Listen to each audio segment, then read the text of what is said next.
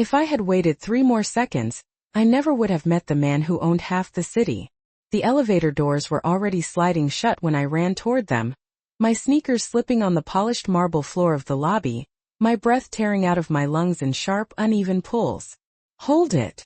I shouted, not even caring who was inside, just knowing I needed the doors to close before Daniel reached me.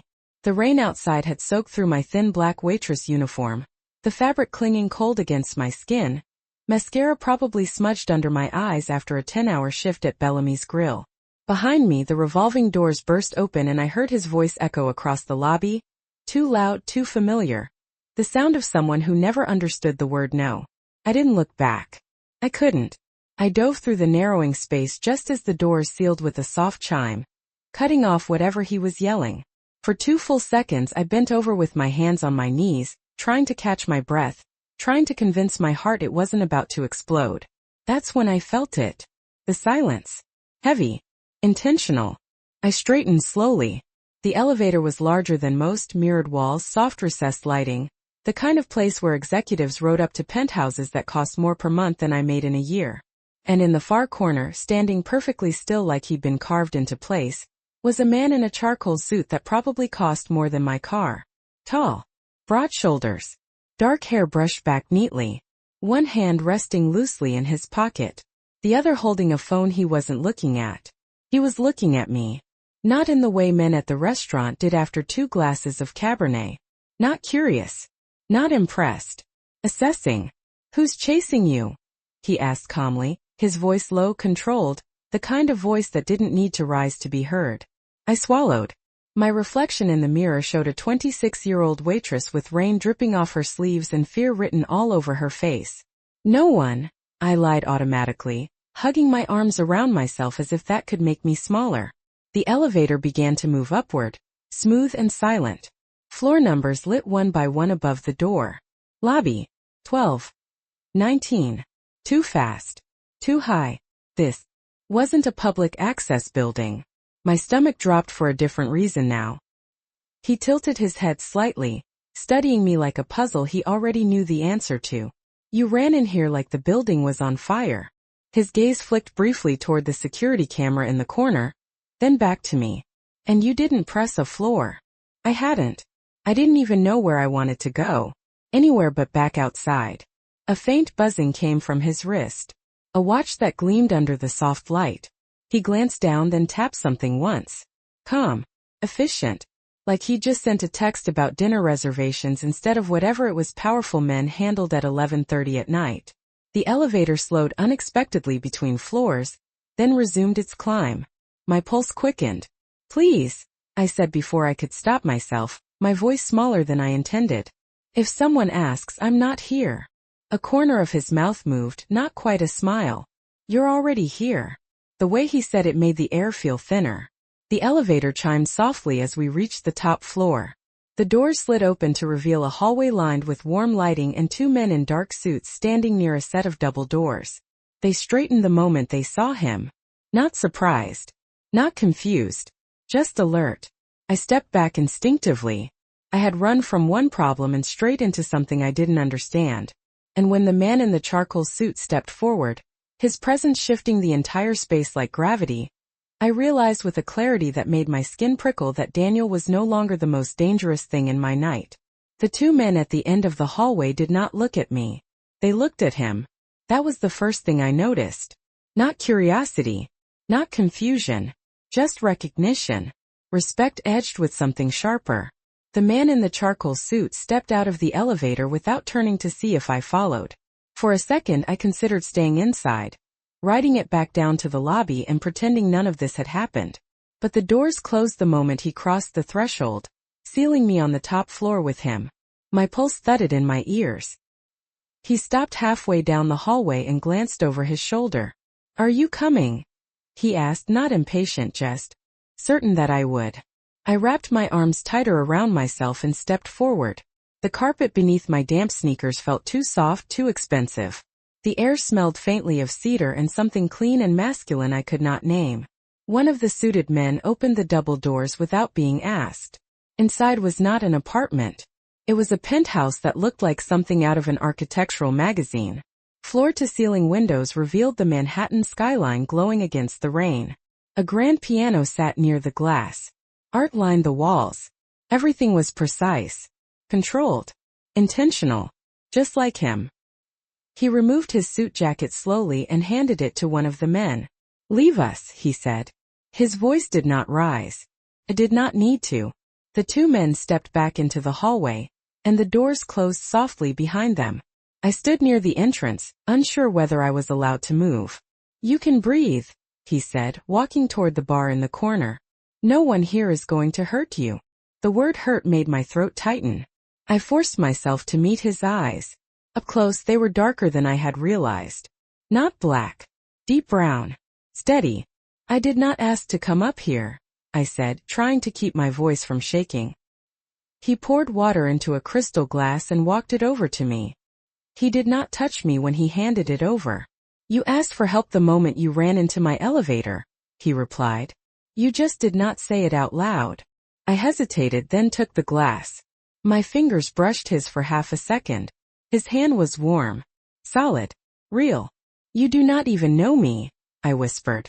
"I know that you were afraid," he said. "And I know that the man outside was not going to take no for an answer." My stomach dropped. "You saw him." "I see most things that happen in my building." There it was again. My building. Not the building. His. He walked toward the windows, hands loosely clasped behind his back. "What is his name?" It was not quite a question. I swallowed. "Daniel." Saying it felt smaller up here. Less powerful. "Daniel," he repeated calmly, as if committing it to memory. "He will not be a problem tonight." The certainty in his tone sent a chill down my spine. "What does that mean?" I asked quickly. He turned to face me fully now, studying me the way he had in the elevator. "It means you can stop looking over your shoulder." I realized then that I had been glancing toward the door every few seconds without meaning to. My hands were still shaking. He noticed. Of course he noticed. "Sit," he said gently, gesturing toward the couch. "You are safe here, miss." He paused deliberately. I hesitated before answering. "Carter. Emily Carter." His expression shifted just slightly. "Emily," he repeated, and somehow my name sounded different in his voice. Measured. Claimed. "My name is Adrian Russo." The way he said it made it clear I should recognize it. And maybe I did. Maybe everyone in Manhattan did, even if they pretended not to.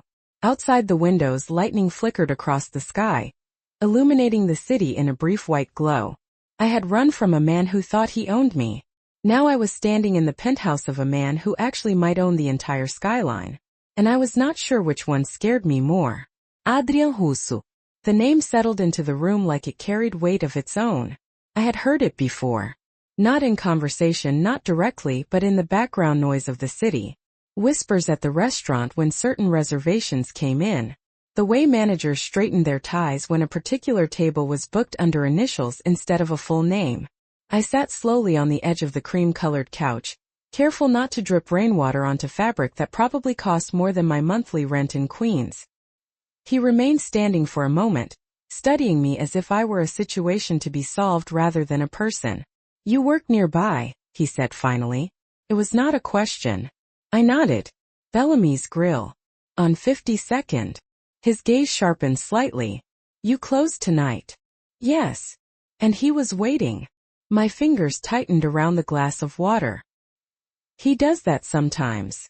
The admission tasted bitter. Adrian's jaw shifted almost imperceptibly. Not anger exactly. Calculation. "How long has he been following you?" I stared down at the reflection of the city lights trembling in the water. "A few weeks." Saying it out loud made it sound worse.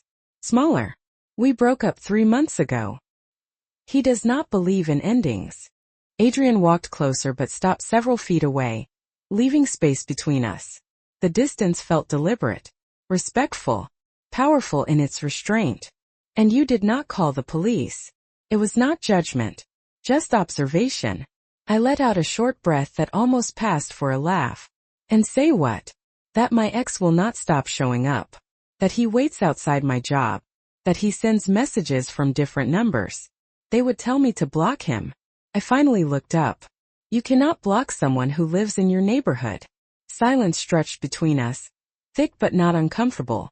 Outside, thunder rolled faintly across the skyline. Adrian reached into his pocket and removed his phone. He typed something quickly, his expression unreadable. "You will not see him tonight," he said again, quieter this time. "I promise you that." The word promise from a man like him felt different. Heavy. Binding. "Why?" I asked before I could stop myself. "Why are you helping me?" He slipped the phone back into his pocket. "Because you ran into my elevator," he answered simply. I frowned. That cannot be enough. A faint, almost amused exhale left him. "You think everything has to be complicated." He walked toward the windows, looking out over the city that glittered beneath the storm. "Sometimes it is as simple as timing." I watched him in profile, the sharp line of his jaw illuminated by lightning. There was something lonely about the way he stood there, as if the entire skyline belonged to him and none of it did. "You look like you have not slept," he added without turning around. "Double shifts," I said automatically. "Rent is high." "How much?" The question startled me. "That is not your business." His head tilted slightly. "Everything inside this building becomes my business." The statement should have sounded threatening. It did not. Sounded like fact. My heartbeat slowed just a little. For the first time all night, I was not listening for footsteps behind me. Not waiting for my phone to buzz with another unknown number. Adrian turned back toward me, eyes steady. "Emily," he said, my name precise on his tongue. "You ran from someone who makes you feel small." He paused just long enough for the air to shift. "I do not." I opened my mouth to argue, to say that he intimidated me more than Daniel ever had, but the truth caught in my throat. He did not make me feel small. He made the world feel larger, more dangerous, and somehow impossibly safer at the same time. The storm outside intensified, rain streaking down the glass in restless lines that blurred the city into something softer, almost unreal. I stood from the couch because sitting felt too vulnerable, like I had already decided to stay. "I should go home," I said, though the words lacked conviction. Adrian watched me carefully, not blocking my path, not stepping closer, just observing the way my shoulders tightened at the thought of stepping back out into the night. "Your apartment is 12 blocks from here," he said evenly. "4th floor, walk up. Corner unit." The hallway light flickers. My breath caught. "How do you know that?" He did not answer immediately. He walked to the side table and picked up a folded towel, handing it to me instead. "Because when someone runs into my building afraid, I make sure I understand why." The explanation was calm. Too calm. I pressed the towel against my damp hair, trying to steady my thoughts. "That is not normal," I whispered. "No," he agreed quietly. "It is not." The honesty unsettled me more than denial would have. A soft knock sounded at the door. Adrian did not flinch. "Come in," he called. One of the suited men stepped inside, posture straight, eyes forward. "It is handled," he said simply. My stomach tightened. "Handled how?" Adrian's gaze shifted to me. "He has been escorted home. He will not return to your building tonight." The man gave a slight nod before stepping back out, closing the doors with the same controlled silence as before. I searched Adrian's face for any sign of exaggeration. There was none. Just certainty. "You cannot control everything," I said quietly. He studied me for a long moment. "No," he replied. "But I can control what happens within my reach." The city lights flickered again as lightning traced across the sky. I walked closer to the windows without realizing it, staring down at the traffic moving far below like tiny veins of light. From up here, everything looked manageable. Small. "Why does it feel like I stepped into something I do not understand?" I asked softly.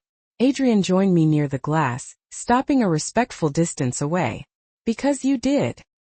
His reflection appeared beside. "Mine, taler, stedier." You live in a world where problems are filed away and forgotten. I live in one where they are remembered. I folded my arms, not out of fear this time, but to hold myself together. "And what happens to people who accidentally step into your world?" His eyes met mine in the reflection.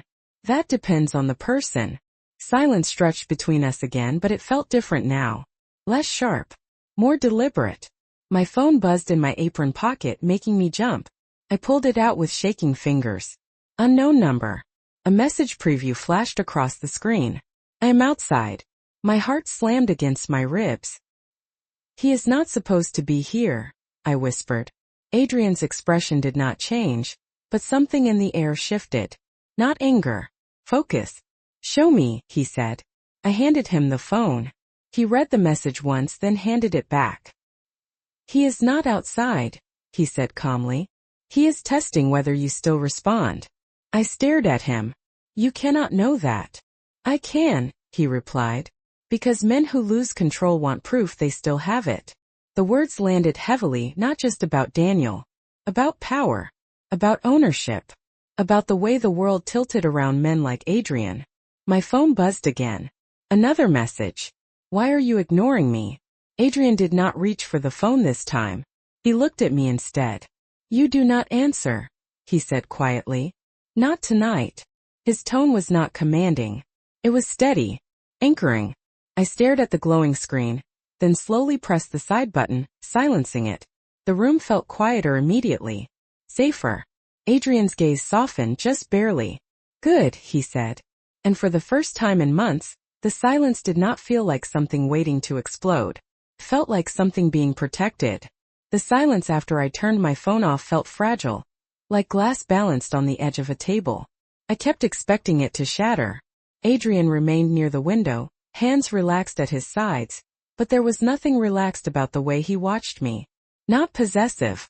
Not invasive. Protective. The realization unsettled me more than Daniel's messages ever had. He will escalate, Adrian said quietly, as if continuing a conversation inside his own mind. Not tonight. But soon. I crossed my arms again, more out of habit than fear. You sound very sure. Patterns are predictable, he replied.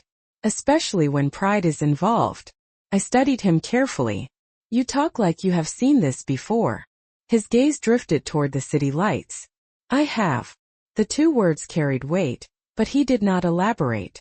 A part of me wanted to ask who had once tried to corner him, who had once mistaken silence for weakness. But something told me Adrian Russo had never been cornered.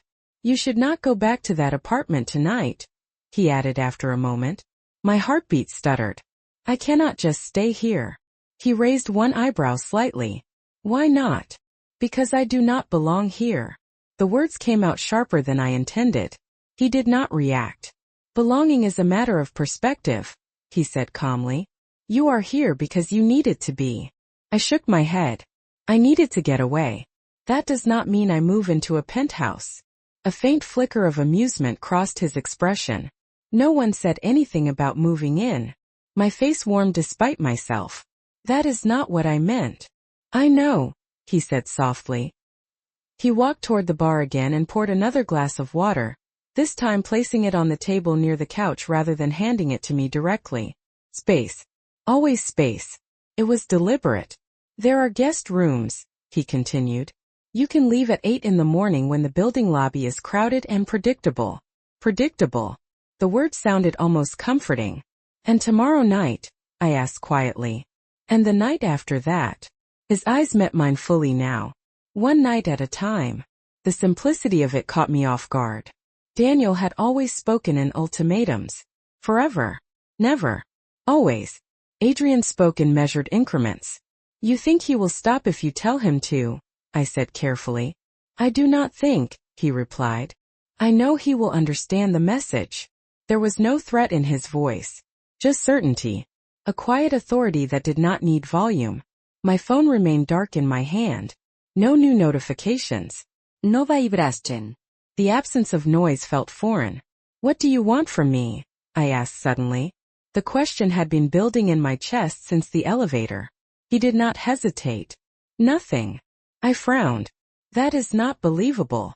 It is true. He stepped closer this time, but still kept a respectful distance. You ran. Intervened. That is the extent of it. Men like you do not intervene without reason. His jaw tightened slightly at that. And what kind of man is that? I swallowed. Powerful. The word hung between us. He held my gaze without blinking. Power is not the same as cruelty, Emily. The way he said my name again made my pulse shift. Softer. Steadier. You look at me like I am something to fear.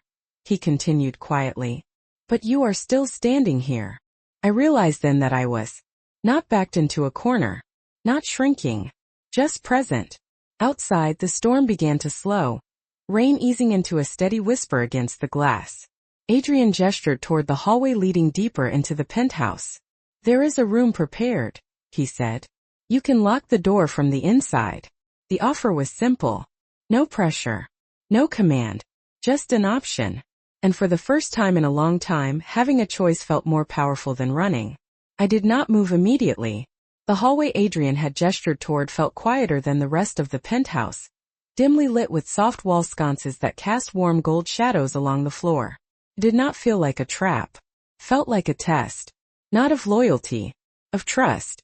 I held his gaze for a second longer, searching for pressure, for expectation, for the subtle tightening of control I had learned to recognize in other men. I found none. Just patience. You are not going to lock it from the outside, I said quietly. His expression did not change. No. And you are not going to have someone standing outside it. No, the simplicity of his answers unsettled me more than if he had argued. I nodded once, almost to myself, then walked past him toward the hallway. I could feel his presence behind me, not following, just existing. Powerful without pursuit. The guest room was larger than my entire apartment. A king-sized bed with crisp white sheets. A wide window overlooking the river. A bathroom that gleamed like it belonged in a luxury hotel. Everything smelled clean. Undisturbed. I stepped inside slowly, half expecting someone to appear from the shadows and tell me it was a mistake. No one did. I turned back toward the hallway. Adrian still stood near the living area, watching without intruding. Thank you, I said before I could reconsider. The words felt foreign on my tongue. Gratitude had been rare these past few months. He inclined his head slightly. Sleep, he replied. Tomorrow will feel different. I hesitated. You sound very sure of that too. A faint curve touched his mouth. Morning changes perspective. I stepped inside the room fully and closed the door. The lock clicked into place under my fingers. The sound echoed louder than it should have. For a moment I leaned back against the door, listening. No footsteps. No raised voices. No tension creeping under the crack at the bottom. Just quiet. Real quiet. I crossed to the window and looked down at the city from this height. Traffic flowed steadily, headlights tracing clean lines along wet streets. From up here nothing felt chaotic. Nothing felt threatening. My phone remained dark in my hand. No new messages. No missed calls. I placed it face down on the nightstand, something I had not done in months. The bed felt unfamiliar when I sat on the edge, too soft compared to the thin mattress back home. I slipped off my damp sneakers and set them neatly by the door. Small habits. Controlled movements. I caught my reflection in the mirror across the room. My hair was still slightly tangled from the rain. My eyes looked tired but clearer. Less hunted. Adrian's words replayed in my mind. Power is not the same as cruelty. I did not know if I believed that yet. But I knew this much. He had not touched me without permission. He had not demanded answers. He had not used my fear to shrink me. That alone set him apart. I lay back slowly, staring at the ceiling. The storm outside had softened into a faint drizzle. Somewhere beyond the walls of the penthouse, doors closed quietly and footsteps faded. Part of a world I did not understand. And yet, for the first time in weeks, my chest did not feel tight. My breathing evened out gradually, the tension draining from my shoulders inch by inch. I did not know what morning would bring. I did not know what kind of man Adrian Russo truly was beyond the calm surface he showed me. But as sleep began to pull at the edges of my thoughts, one truth settled in with quiet certainty. Tonight, no one was pounding on my door. Tonight I was not running. Morning arrived quietly, filtered through floor-to-ceiling glass in soft shades of silver and pale gold. For a few seconds I forgot where I was. The ceiling above me was smooth and unfamiliar. The sheets were too crisp. The air smelled faintly of coffee instead of the radiator dust that usually greeted me at home. Then it all came back at once. The elevator. The rain. Adrian's steady voice. I sat up slowly, half expecting panic to follow, but my chest remained calm. My phone lay untouched on the nightstand. No new messages. No missed calls. Just silence. Real silence. I swung my legs over the side of the bed and crossed to the window. The storm had washed the city clean overnight. Sunlight reflected off glass towers, sharp and bright.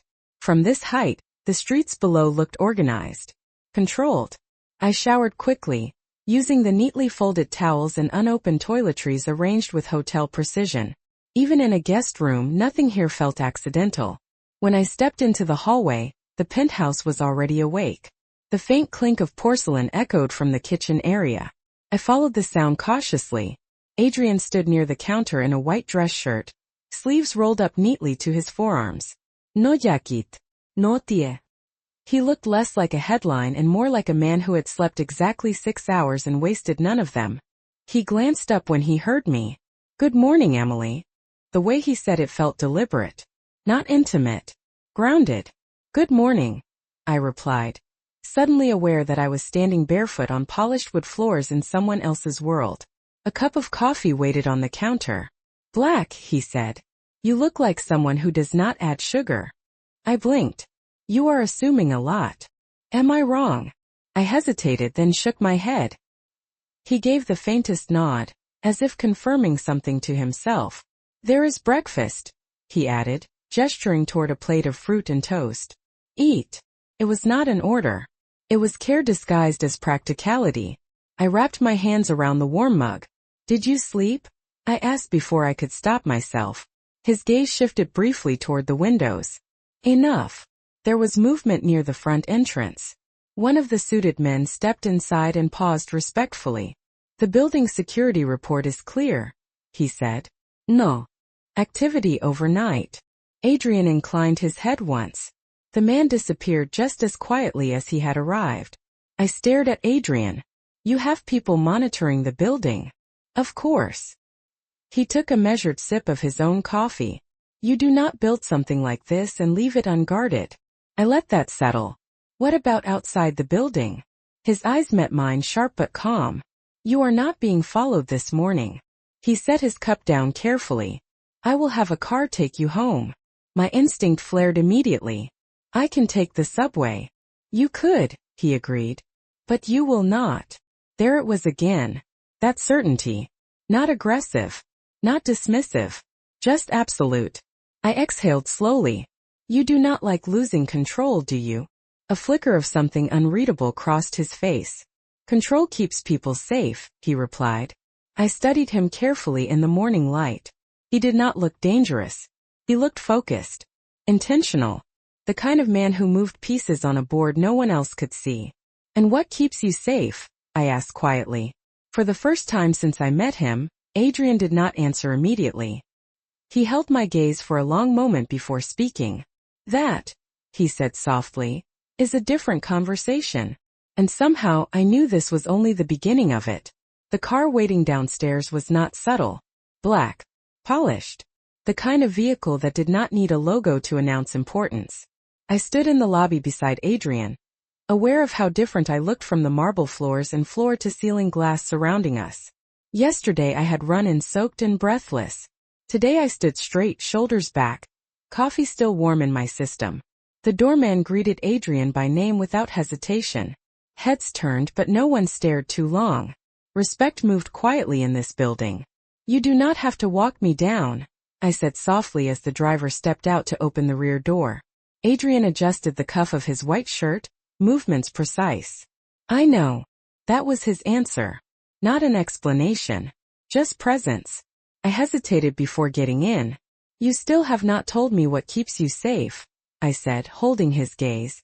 Morning light caught the edge of his jaw, sharpening it. Awareness, he replied after a second. And distance. Something about the way he said distance made my chest tighten. I slid into the back seat. The leather was cool against my palms. Adrian leaned slightly toward the open door but did not touch it. The driver will take you directly to your building, he said. If there is any sign of him, you call me. He held out a small card. No company logo. Just a name and a number embossed in clean black lettering. Adrian Russo. I took it carefully. You are assuming I will use it. A faint shadow of amusement crossed his expression. You will. The door closed softly, sealing me inside the quiet hum of the car. As we pulled away from the curb, I looked back through the tinted window. Adrian remained standing on the sidewalk, hands loosely at his sides, watching until the car turned the corner. He did not wave. He did not need to. The ride downtown felt shorter than usual. No crowded subway platform. No strangers brushing past. Just the steady glide of tires over clean pavement. When we reached my building, the driver stepped out first and scanned the street in a way that made my neighborhood feel suddenly smaller. Predictable, like Adrian had said. You are clear, the driver told me politely. I stepped onto the sidewalk. The familiar brick exterior of my apartment building looked unchanged, but something inside me had shifted. I glanced up at my fourth-floor window. No figure standing there. No movement behind the curtains. Just morning light. My phone remained silent in my hand. I climbed the stairs slowly, half expecting my pulse to spike as it always did near my door. It did not. The hallway light still flickered, but it did not feel ominous. I unlocked my apartment and stepped inside. Everything was exactly as I left it. Small kitchen. Worn couch. The faint scent of detergent from laundry I had forgotten to fold. Ordinary. Safe. My phone buzzed suddenly in my hand. My heart jumped, but the screen showed an unknown number followed by a single message. I am sorry. It was from Daniel. No srets. No demands. Just those 2 words. I stared at them for a long moment. Adrian had said he would understand the message. Apparently he had. I set my phone down on the counter and walked to the window, pulling the curtain back slightly. The street below moved as usual. Neighbors heading to work. A delivery truck idling at the curb. No one watching my door. I exhaled slowly. The city felt different now. Larger somehow. As if I had seen the skyline from above and could not unsee it. I reached into my apron pocket and pulled out the small card Adrian had given me. His name looked simple, printed in black. Controlled. Intentional. I should have thrown it away. Instead, I placed it carefully on my kitchen table, because distance might keep him safe. But something told me our worlds had already crossed too clearly to separate again. The apartment felt smaller that night. Not unsafe. Just smaller. I stood at my kitchen sink long after sunset, staring out at the same street I had looked down on from 40 floors above less than 24 hours ago. The city noise drifted up in familiar waves. Car horns. Laughter.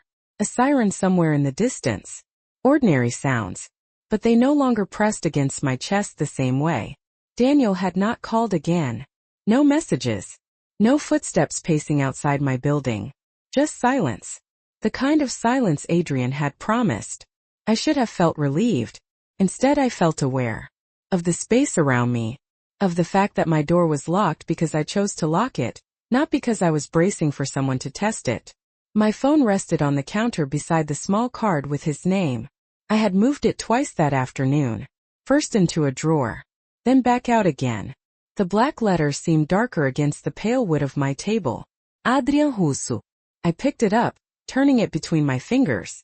I told myself I was only memorizing the number in case I needed it.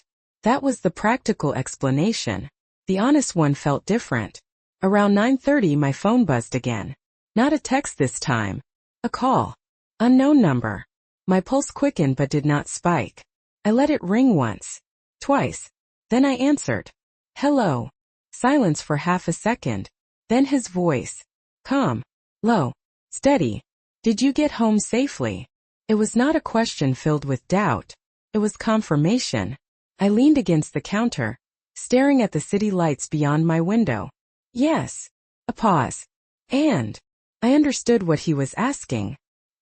He has not come back. Another pause. Softer this time. Good.